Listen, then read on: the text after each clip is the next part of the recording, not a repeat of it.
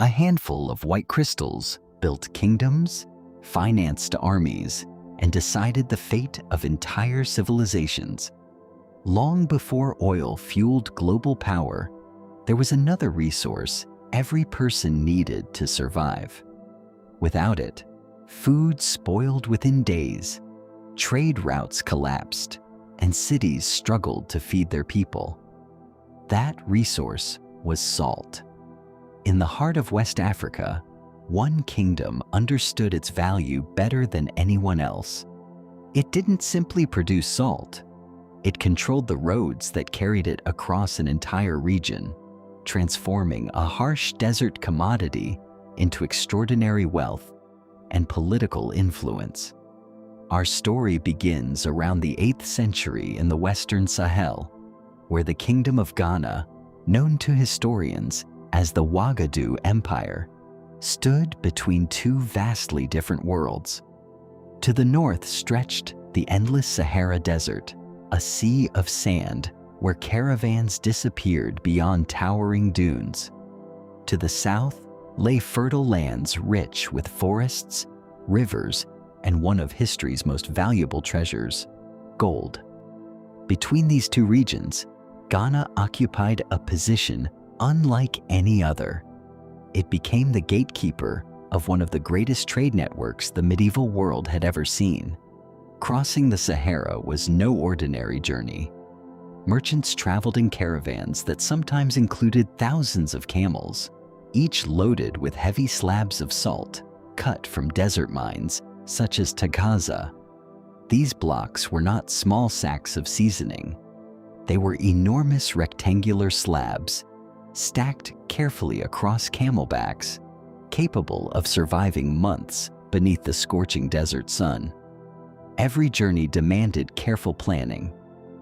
Water was scarce, sandstorms could erase entire trails, and bandits waited for opportunities to strike isolated travelers. Yet year after year, the caravans kept moving because the profits were simply too great. Salt was essential for preserving meat, storing fish, curing hides, and maintaining human health in hot climates. In many regions south of the Sahara, natural salt deposits were rare, making imported salt incredibly valuable.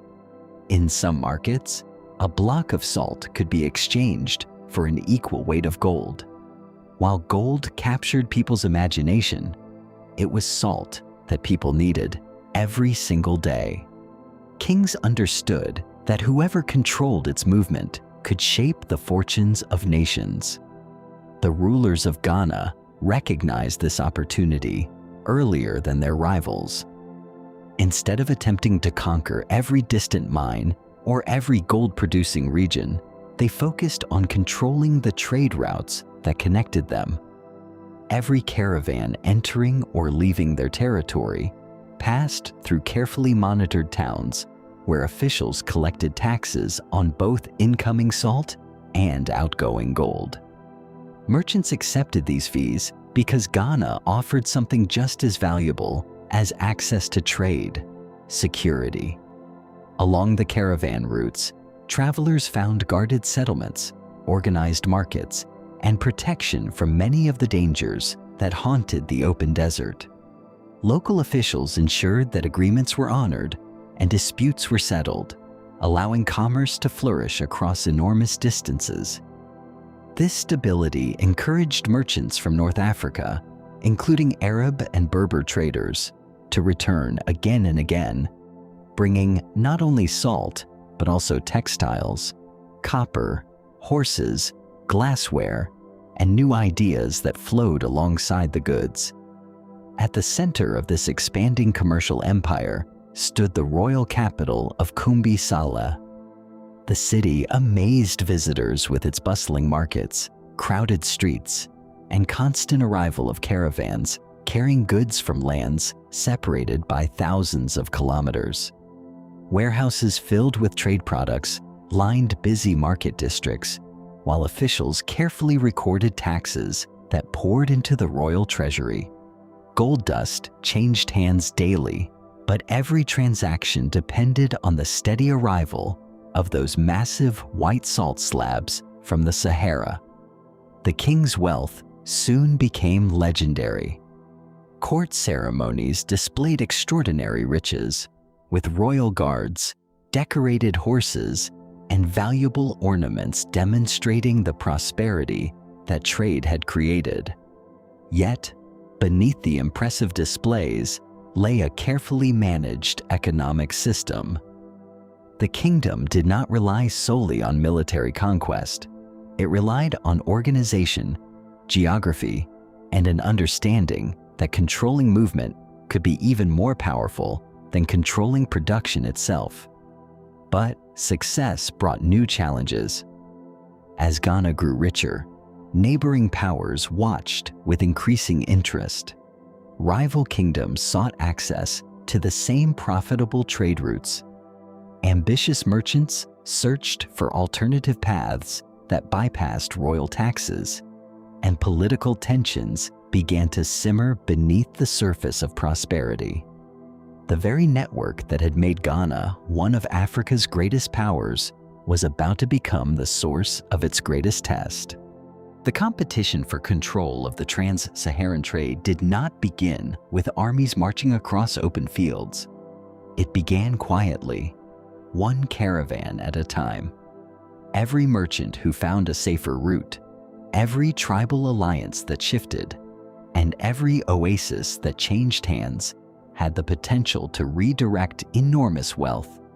In the medieval world, roads were as valuable as treasure, and Ghana's prosperity depended on keeping those roads firmly under its influence. As commerce expanded, the kingdom strengthened its authority over the major trading corridors. Royal officials monitored caravan arrivals, weighed valuable goods, and collected taxes with remarkable consistency. Incoming salt was taxed once as it entered the kingdom. Gold leaving the kingdom was taxed again before merchants continued north.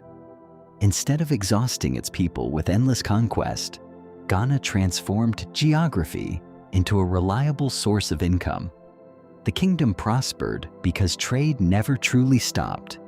Even during difficult seasons, caravans continued crossing the Sahara, linking distant civilizations through a chain of commerce that stretched from the Mediterranean coast to the forests of West Africa. This trade connected cultures as much as economies.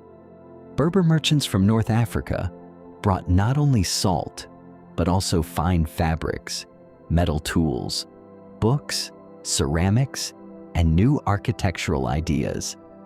In return, they purchased gold, ivory, kola nuts, and other valuable commodities that were scarce in northern markets. Markets inside Ghana became places where dozens of languages could be heard in a single afternoon. Traders bargained over prices while scribes recorded transactions. Camel drivers rested after exhausting journeys, and local craftsmen produced goods for customers arriving from lands they had never seen. Among the visitors was the famous Arab geographer al-Bakri, who, although he never traveled to Ghana himself, gathered detailed accounts from merchants who had. Their descriptions painted a picture of an organized and prosperous kingdom.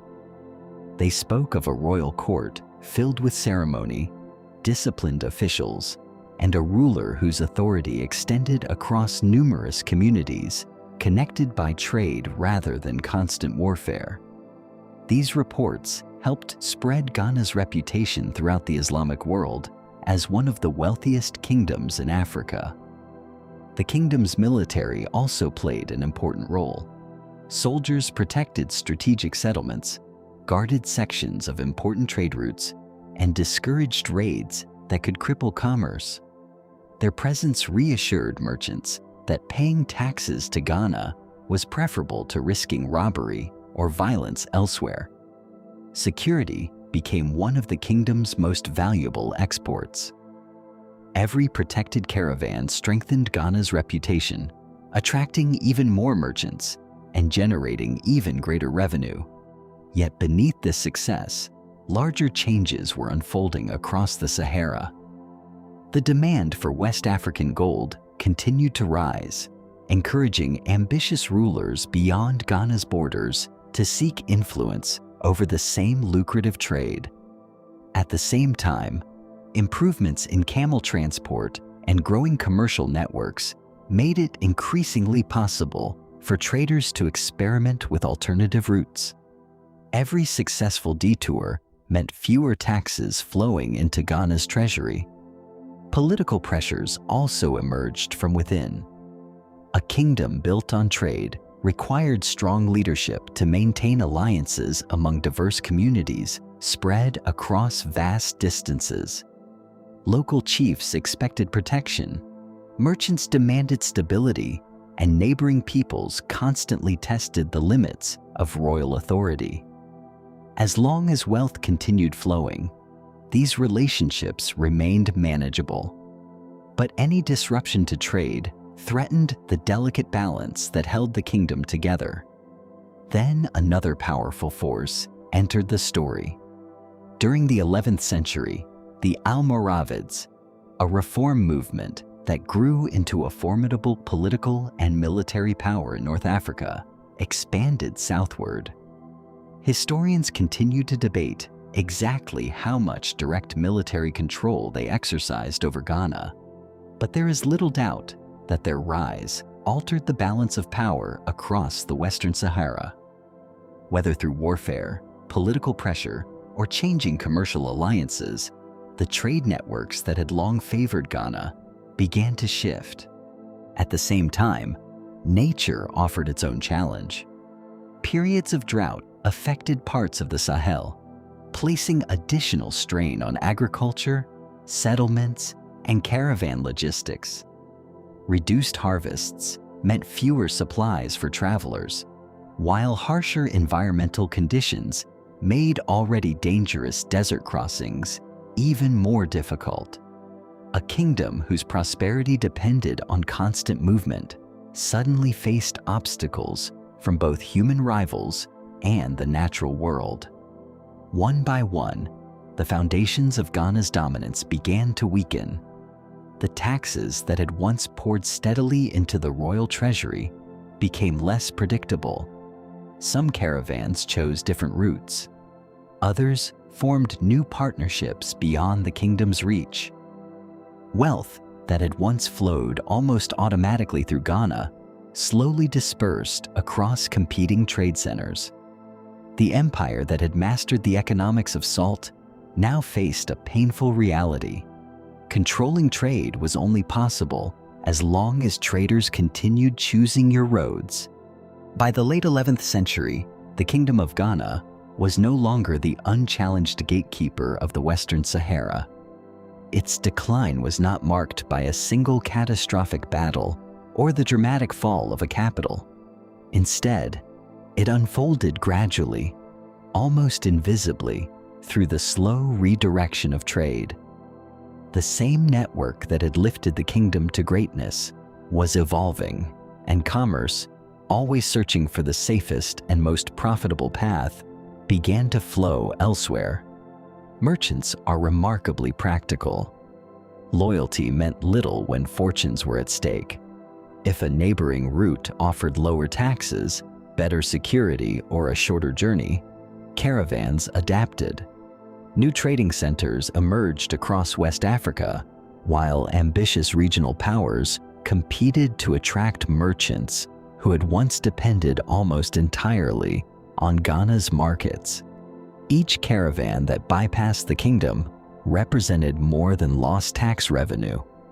It weakened the kingdom's influence, reduced its ability to fund soldiers, and slowly eroded the authority of its rulers. As royal income declined, maintaining the vast network that had once guaranteed prosperity became increasingly difficult. Guards stationed along caravan routes became fewer. Local leaders gained greater independence, and the centralized authority that had held the kingdom together gradually loosened.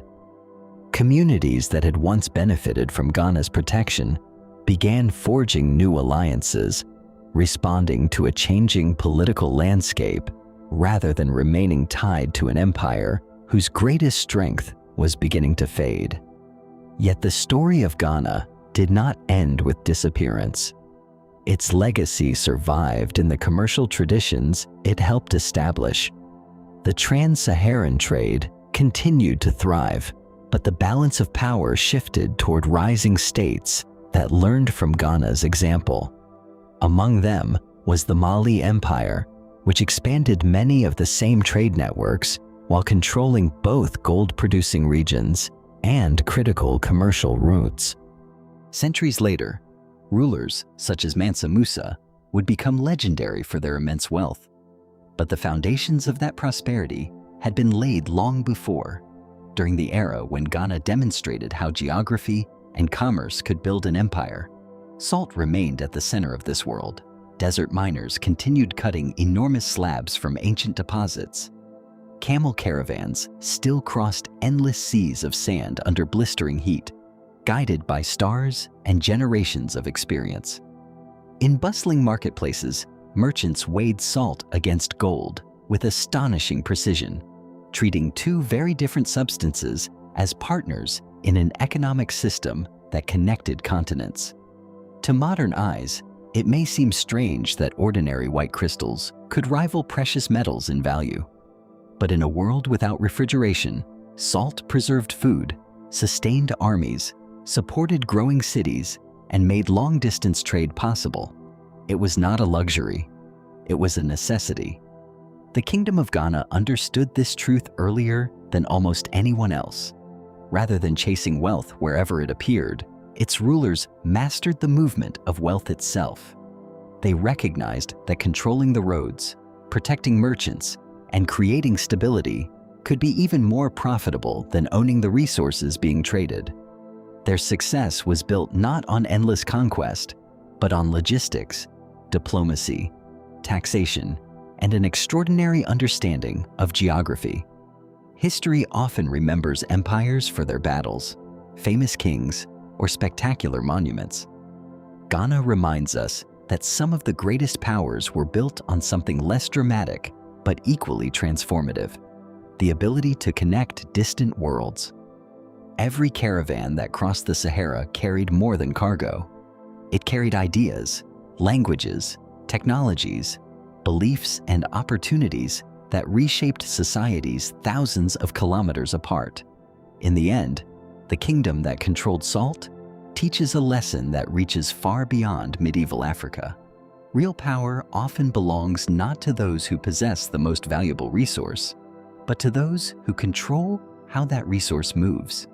Whether it was salt crossing the Sahara, spices sailing across the Indian Ocean, or oil flowing through modern pipelines, history repeatedly rewards those who master the routes connecting supply with demand. Today, salt sits unnoticed on kitchen tables around the world, inexpensive and abundant.